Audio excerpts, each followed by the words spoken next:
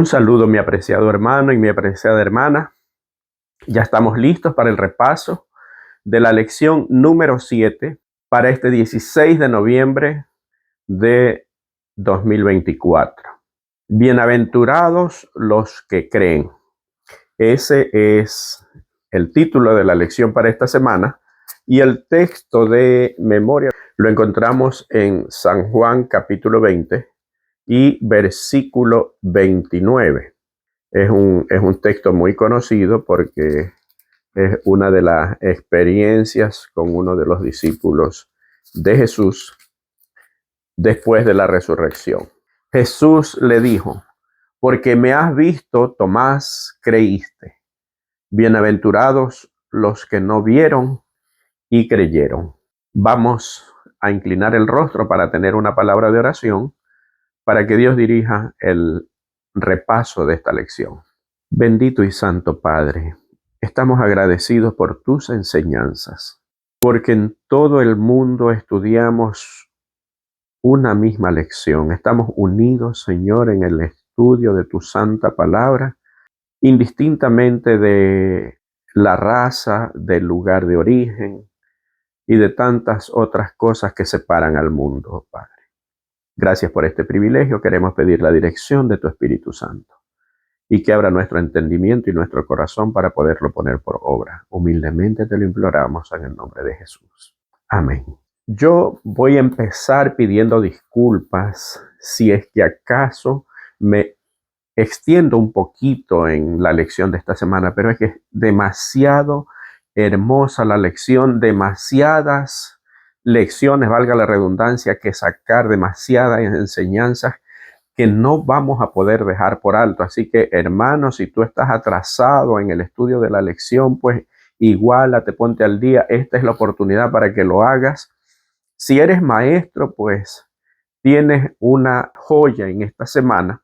Y si eres solamente un miembro de la clase, pues tienes para sacar lecciones mejor que un maestro. Entonces, como habíamos visto, el texto para memorizar es donde Jesús le habla a Tomás, al cual también veremos en el desarrollo de la lección. Pero Juan, en su evangelio, trata de demostrar de que hubieron muchas personas que sí creyeron en Jesús como Mesías. Lo hemos venido viendo a través de los diferentes repasos de la lección durante las semanas anteriores. Y en la lección de esta semana, en muchos pasajes habla acerca de esa diversidad. Por ejemplo, en Juan 1:36 a Jesús se lo presenta como el Cordero de Dios que quita el pecado del mundo. En 1:41 hemos hallado al Mesías. En 1:45 aquel de quien escribió Moisés. En 1:49 Hijo de Dios y Rey de Israel. En Juan 4:29, el Cristo. En 4:42, el Salvador del mundo. En Juan 20:28, Señor mío y Dios mío, he aquí vuestro Rey, en el capítulo 19 y versículo 14. Hay diversidad, y esto es lo hermoso, porque aquí hay diversidad de personas, de estatus social, de preparación intelectual, inclusive hasta de religión. Recordemos que quien dijo, he aquí vuestro rey, lo dijo Pilato, mientras estaba juzgando a Jesús, y él era romano. En todo caso, hay diversidad. ¿Qué nos enseña esta diversidad que presenta Juan? La iglesia de Dios es diversa, porque dentro de la promesa que Dios le hizo a Abraham, y que ya veremos también en uno de los temas, o en uno de los días, está pues que en tu simiente me serán benditas todas las naciones de la tierra. Entonces, el alcance del evangelio es para todas las naciones. Por lo tanto, el pueblo de Dios debe estar conformado por todas las naciones de la tierra. Hay cierta equivocación en los actuales momentos. De acuerdo a la diversidad de culturas, se piensa de que podemos adorar de acuerdo a nuestra cultura, o que la cultura tiene que ver mucho con la adoración. Pues no, ese no es el propósito de las Sagradas Escrituras. El propósito de Dios al llamar a Abraham, el propósito de Dios al tener a su pueblo escogido, era de que él se convirtiera en el portavoz y portaestandarte de su verdad y que los demás vengan. Recuerden que ya habíamos analizado en una lección anterior acerca del templo del pueblo judío, del tabernáculo del pueblo judío, donde el extranjero, el gentil, como ellos le llamaban, se lo convertía en prosélito porque era ganado para convertirlo al judaísmo, no podía ingresar o traspasar el atrio, no podía entrar al atrio interior, tenía que estar afuera. 3 generaciones no podían hacerlo, de manera que Dios preservó su adoración de esta manera para que así no vengan o no ingrese la idolatría o las formas de adoración idolátrica de los pueblos a los cuales se les predicaba el mensaje.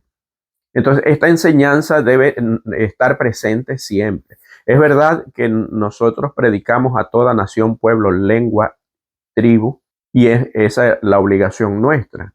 Pero sin embargo, esas personas tienen que dejar atrás su cultura y tomar la bandera de Cristo, la forma de adoración que Cristo quiere, sin que esto quiera decir pues que haya discriminación por su cultura ni nada de eso. Son 2 cosas diferentes. Entonces, esta diversidad se encuentra en las Escrituras. No podemos decir que la gente viene con su cultura y viene a adorar de una manera cultural acá.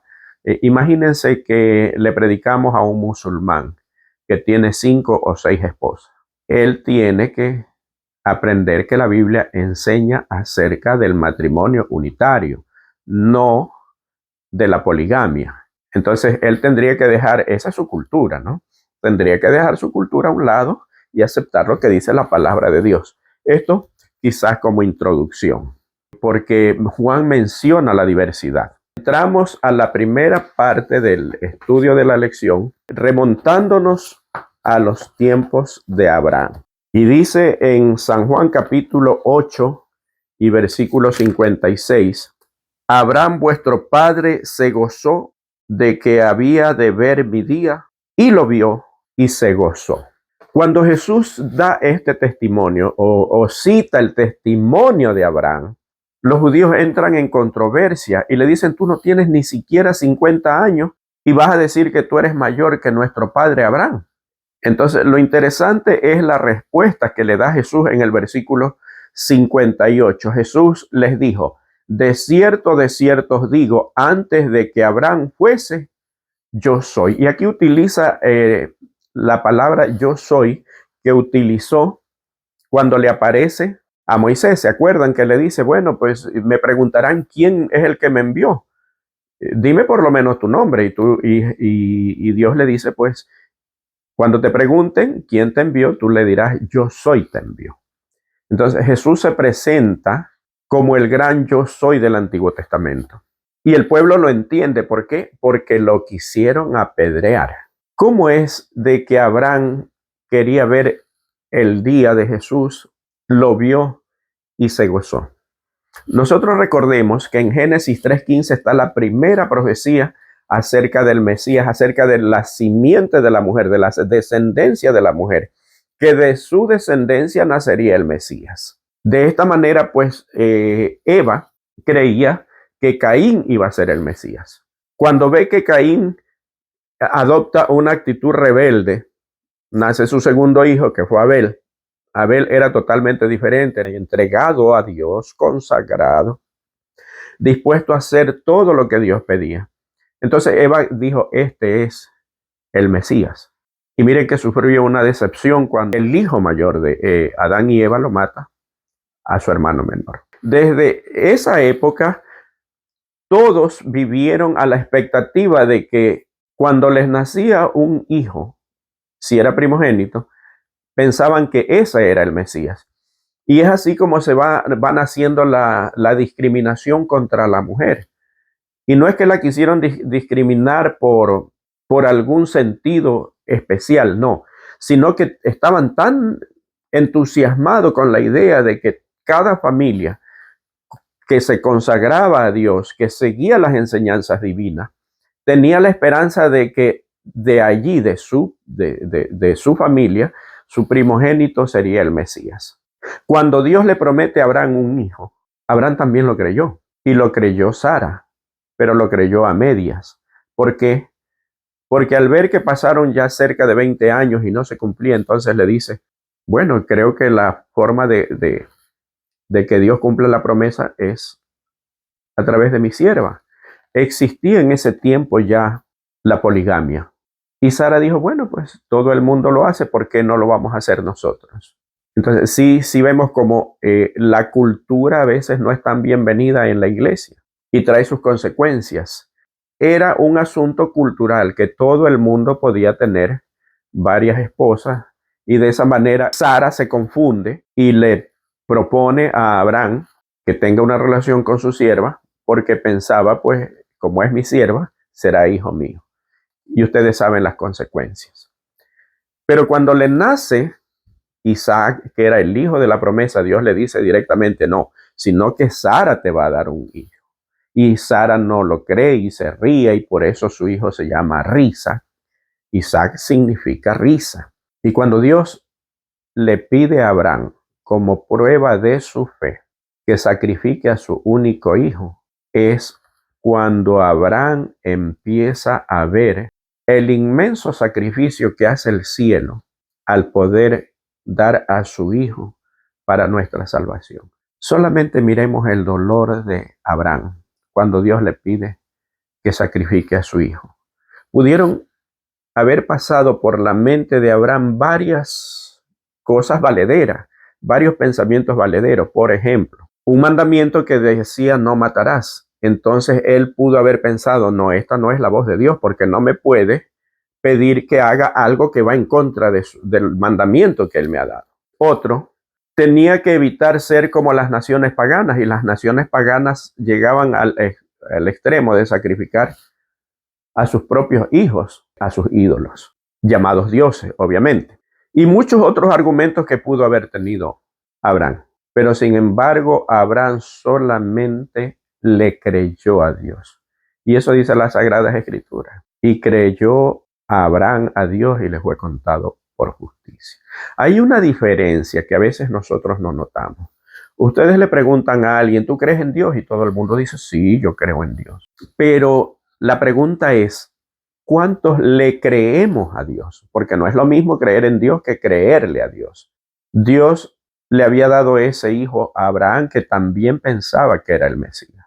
Y es bastante posible que cuando le pidió que lo sacrifique, lo hizo, la obediencia de Abraham estuvo fundada en el hecho que de pronto él iba a ser el Mesías. Y como no entendía muy bien qué o de qué manera iba a dar su vida el Mesías, lo que sí sabía era que tenía que morir porque la muerte del corderito simbolizaba la muerte del Hijo de Dios. Y él pensaba que de pronto Isaac podría convertirse en ese Mesías. Pero aún así no dejó de dolerle. De no haber sido así como él pensaba, quedaba destruida toda su fe, su esperanza. ¿Por qué? Su esperanza se basaba en el hijo de la promesa, en Isaac. Su hogar quedaría destruido porque recordemos que Abraham, para evitar que Sara impidiera que se fuera con su hijo, no le dijo lo que estaba sucediendo, simplemente le dijo que iba a ofrecer sacrificio. Ahora, Abraham era un hombre muy obediente. Eso de ir a ofrecer sacrificios en diferentes lugares, porque donde quiera que iba, él dejaba un altar. Diríamos que trasladado al Nuevo Testamento, Abraham era un Pablo, porque Pablo donde quiera que iba, predicaba y dejaba una iglesia y dejaba ahí discípulos. Abraham era igual, donde quiera que iba levantaba un altar, porque donde quiera que él iba, ponía en alto el nombre de Dios. Y de pronto viene y Dios le pide que sacrifique a ese su hijo. 3 días le tardó llegar hasta el monte Moria, donde finalmente se construiría el templo de Jerusalén, y 3 días de angustia. Ni siquiera Isaac sabía. Isaac había sido educado dentro del temor de Dios, había sido instruido acerca de qué era lo que Dios pedía en adoración. Para entonces Isaac ya tenía 20 años. Ya era un adulto equivalente a nuestros tiempos. Finalmente, Abraham le dice, e Isaac acepta. Por eso la representación de Isaac con Jesús es idéntica, porque Jesús se ofreció voluntariamente y de la misma manera se ofrece Isaac. Y en el fondo creía Abraham que Dios lo iba a resucitar. Fue la primera persona en creer en la resurrección, porque hasta entonces no había habido resurrección. Y Abraham lo creyó. Por eso es el padre de la fe. Por eso es que dice la Biblia que Abraham le creyó a Dios. La pregunta es, ¿nosotros creemos en Dios o le creemos a Dios? Si creemos en Dios no es suficiente. Debemos creerle a Dios. Finalmente, cuando está a punto de sacrificar a su hijo, Dios le dice, detente. Y como ya le había dicho a su hijo cuando le preguntó la pregunta más difícil de responder que alguien le haya hecho a Abraham. Padre mío, aquí está la leña y está el fuego. ¿Y dónde está el cordero para el holocausto? Qué pregunta más difícil. Y cuando Dios le pide a Abraham que sacrifique a su hijo, le dice, a tu único Isaac, a quien amas. A veces creemos que Dios nos pide grandes sacrificios, pero para poder ver la gloria de Dios, muchas veces Dios prueba nuestra entrega, nuestra sinceridad. Así que no debemos asustarnos ni preocuparnos cuando recibimos algún tipo de prueba, sabiendo que la recompensa fue grande. Y la Biblia dice, y Jesús lo dijo, Abraham se gozó viendo su día. ¿Por qué? Porque ese sacrificio, dice Patriarcas y Profetas Ellen White, que a Abraham se le permitió ver el sacrificio de Jesús, se le permitió ver el alcance de su sacrificio, los salvados, se le permitió ver todo. Y Abraham se gozó porque vio el gran amor de Dios. Si después de una prueba y una dificultad tú no ves el gran amor de Dios, es porque de pronto no estás aceptando la corrección que Dios hace. Y ojo que no estoy hablando de que de pronto nos merecemos un castigo, nos merecemos una prueba. No estoy hablando ni de merecimiento ni de pecado, porque a veces tiende el ser humano a pensar, si está padeciendo esto, si le está ocurriendo esto, es porque se lo merece, porque está en pecado o alguna situación como lo creían los judíos. Abraham se gozó, pudo ver el inmenso sacrificio del universo entero, porque aún los ángeles, los mundos no caídos, fueron espectadores ansiosos en el momento que Cristo dio su vida por nosotros. El testimonio de María. El testimonio de María es algo para resaltar. ¿Por qué? María había sido perdonada por Jesús. De hecho, cuando Jesús le dice a María, tus pecados te son perdonados, crea controversia porque le dicen, ¿quién es este que se hace semejante a Dios para perdonar pecados? Y eso lo dice Lucas, no lo dice Juan en su evangelio. Por eso la lección no lo cita. Pero sin embargo, María era una mujer pecadora, era una prostituta. Y coincidencialmente, la obra más grande de María, en agradecimiento a la salvación que le dio Jesús, ocurre en el hogar de aquel hombre que la perjudicó, de aquel hombre que la indujo a la prostitución, que fue Simón, el que ofrecía la fiesta. Si leemos nosotros el deseo de toda la gente, Ellen White lo explica allí. Era sobrina de Simón. El perfume que María derrama sobre la cabeza y los pies de Jesús era un perfume tan costoso que solamente se lo utilizaba o lo usaban los príncipes y los reyes. María se había enterado de que lo iban a proclamar rey y ella quiso ser la primera en ungirlo como rey. No lo estaba ungiendo para la sepultura, aunque Jesús así lo aseveró. Ella quería ser la primera en ungirlo como rey. Era tan costoso ese perfume que su precio equivalía a un año de trabajo aproximadamente de una persona, lo que hoy llamaríamos un sueldo básico. Todo depende del país, pero donde quiera que tú estés viendo este repaso, tú solamente mira cuánto gana una persona, el sueldo básico de tu país en un año, y ese es el costo en los actuales momentos de ese perfume. Por eso era un perfume que solamente lo utilizaban los reyes. Era un perfume tan especial que yo estoy seguro que una semana después, porque dice que esta cena fue 6 días antes de la Pascua, unas semanas después que a Jesús lo juzgan, lo crucifican, estoy seguro que todavía se percibía en sus cabellos y en su cuerpo el olor de este perfume. Esta mujer no le importó absolutamente nada. La lección más grande de generosidad y de mayordomía, al igual que las dos blancas de la viuda, la da María. ¿Por qué? Porque más allá del costo económico no se dio cuenta absolutamente nada. No dice las Sagradas Escrituras si agotó todo su capital, si era parte de su capital. Lo que sí estamos seguros es que fue un gran sacrificio para María gastar ese dinero, pero que no le importó porque sabía que era para su maestro. ¿Cuánto le debía María a su maestro?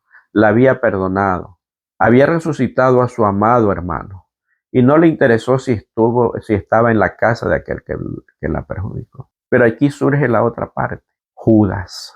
Yo me imagino, háganse este cuadro ustedes, quien los invita es Simón, un fariseo, y obviamente si era fariseo tenía una buena posición económica. El más digno allí de los discípulos decía estar a su altura, era Judas. Recordemos que Judas era escriba y por lo tanto él también creía que si una persona entraba en contacto con un pecador, se contaminaba y no estaba listo o no estaba apto para celebrar la Pascua. Simón lo pensó. En el Evangelio según San Lucas dice que Simón, cuando ve que esta mujer está derramando el perfume y está con su cabello enjugando los pies de Jesús, piensa, si este hombre fuera profeta, se diera cuenta que aquella mujer es pecadora. En otras palabras, está quedando inhabilitado para celebrar la Pascua. No sabía que aquel invitado especial a su casa era Jesús. Él lo hizo porque era una persona adinerada, porque quiso agradecer, porque Jesús lo había sanado de la lepra. Lo aceptaba como maestro, pero no como salvador. A veces nosotros creemos en Jesús, pero ¿será que lo aceptamos como el Señor de nuestras vidas? ¿O solamente vamos a la iglesia y creemos como Simón, solamente como un maestro, y no estamos dispuestos a hacer la voluntad de Jesús? María perdió ya la vergüenza de que de pronto le pudieran decir algo. Y el más elocuente, el más preparado de los discípulos, dice, esta no solamente que es pecadora, sino que aparte hace un desperdicio. Y eso se pudo haber vendido y darlo a los pobres. Y San Juan recalca que Judas era el tesorero de los discípulos y era ladrón.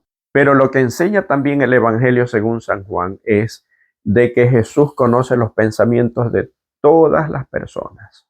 Y Jesús, cuando Judas dice que se pudo haber vendido esto, le dice, a los pobres los tendréis por siempre, pero esta mujer me ha ungido para la sepultura. Si Judas no hubiera tenido su propia agenda, si no se hubiera creído el más capacitado, el más preparado, el más elocuente, el único capaz de discernir e interpretar, si se hubiera dejado guiar por Jesús, hubiera entendido lo que Jesús quiso decir, pero no lo entendió hasta cuando vio a Jesús que iba a ser crucificado. Recién ahí lo entendió, pero él creyó que era demasiado tarde. A veces el conocimiento entorpece nuestra relación con Dios. Y no con esto quiero decir que el conocimiento sea malo, que la preparación sea mala. Dios necesita gente preparada. ¿Cuán gran obra podría hacer una persona preparada, puesta incondicionalmente en las manos de Dios? pidiendo a Jesús que transforme su vida y cuán grande obra podría hacerse. Pero muchas veces la preparación y el conocimiento entran en conflicto porque Judas se creía el más preparado. Inclusive, a veces hasta corregía a Jesús, según el deseo de toda la gente. Cuando Jesús tiene la entrevista con el joven rico y le dijo la verdad, lo que le costaba seguirlo, Judas se molestó, porque cuán gran obra pudo haberse hecho con el joven rico.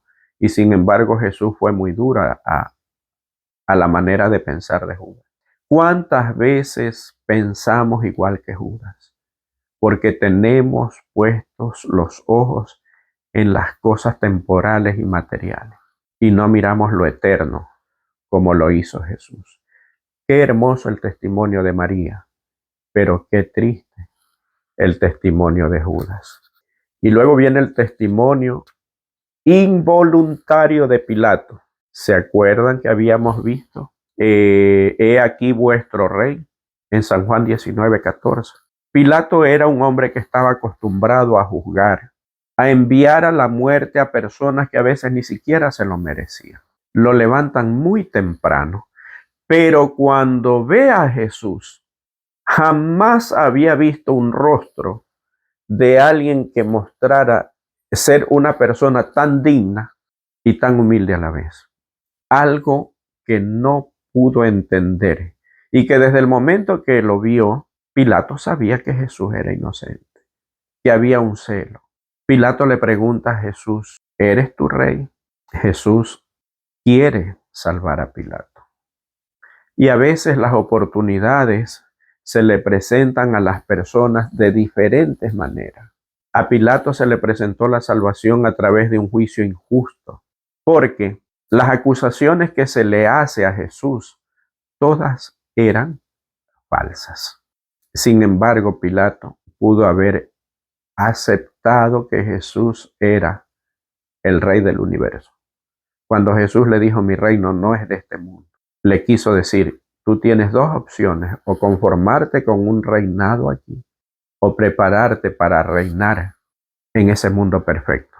Y tal es así que lo lleva aparte. Recordemos que los sacerdotes, los líderes religiosos, no entran al palacio de Pilato. ¿Por qué? Porque era gentil y se contaminaban y no querían contaminarse para poder celebrar la Pascua. Qué contradictorio. El autor de la Pascua estaba ahí y lo estaban juzgando. Y sin embargo, ellos querían ser merecedores de celebrar la Pascua. ¿Qué Pascua? Cristo era la Pascua y lo desecharon.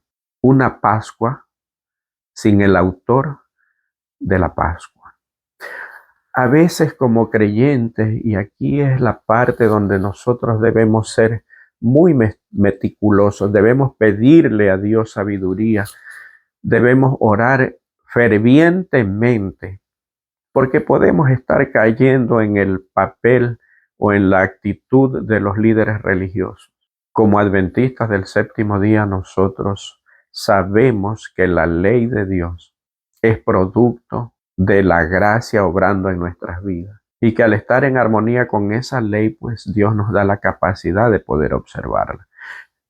Pero como adventistas a veces nos centramos solo en el sábado, por ejemplo, y los otros mandamientos. Saben que el mundo en los actuales momentos hay un mandamiento que lo pasa por alto y a veces nosotros también caemos en eso. Y es el levantar falso testimonio y es el mentir. Cuán fácil que se hace mentir. Y a veces hablamos hasta de mentiras piadosas.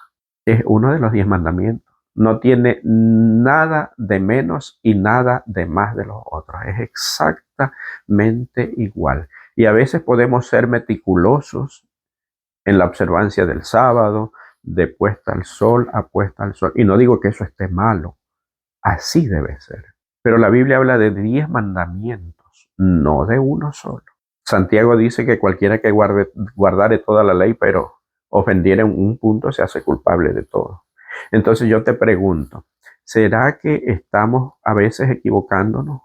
Así como somos muy rigurosos en la observancia del sábado, lo estamos siendo en los otros mandamientos también.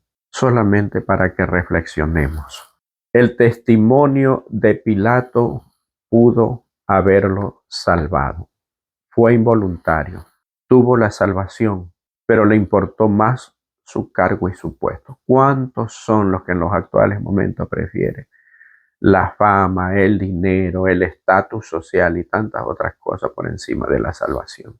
Y como dije hace momentos atrás, no es que esto sea malo, pero cuando lo ponemos en primer lugar es cuando estamos en serio problema. Y viene luego el testimonio de Tomás. El testimonio de Tomás tiene una lección importante. Miren que este testimonio como que no tuviera mucho sentido. ¿Por qué? Porque ya Jesús había resucitado. Ya no dependía, ¿verdad? Como antes de morir, los otros testimonios que fueron con poca evidencia, a pesar de los milagros y todo eso. Pero el milagro más grande en el ministerio de Jesús fue su propia resurrección. Eso ya era innegable. Si en la resurrección de Lázaro fue algo inobjetable, imagínense la resurrección del propio Jesús. Él ya había resucitado. Y Tomás, cuando le dicen los discípulos, los compañeros, de que Cristo había resucitado, porque cuando Jesús se presenta ante los discípulos, Tomás no estaba. Él pensó, no, ustedes a mí no me van a engañar. Para que ustedes puedan ser dignos de credibilidad, para yo poder creer en ustedes, yo tengo que ver las heridas en sus manos y en su costado. Y aparece Jesús y les da la oportunidad. ¿Cuál es la enseñanza de esto? Si bien es cierto que ya Jesús había resucitado, pero la enseñanza no es por Jesús, es por Tomás y por todas aquellas personas que se sienten muy intelectuales y difícil de engañar, entre comillas, ¿verdad? ¿Por qué? Porque pensamos muchas veces como Tomás. No, yo no voy a creer. Miren, ¿se acuerdan que en la lección anterior los líderes religiosos, una de las razones por las cuales decían no aceptar a Jesús es porque ninguno de los monarcas lo habían aceptado, ninguno de los principales líderes lo habían aceptado, sino la gente pecadora, según ellos, los más despreciables a su forma de ser, los que eran malditos según ellos? Sin embargo, Pilato y Herodes tuvieron la oportunidad de aceptarlo. Hay algo que resaltar en Simón, el fariseo. Él tuvo la valentía, si bien es cierto todas sus equivocaciones, tuvo la valentía de ser uno de los pocos fariseos que dijo ser seguidor de Jesús abiertamente. Y eso hay que aceptarlo y hay que resaltarlo.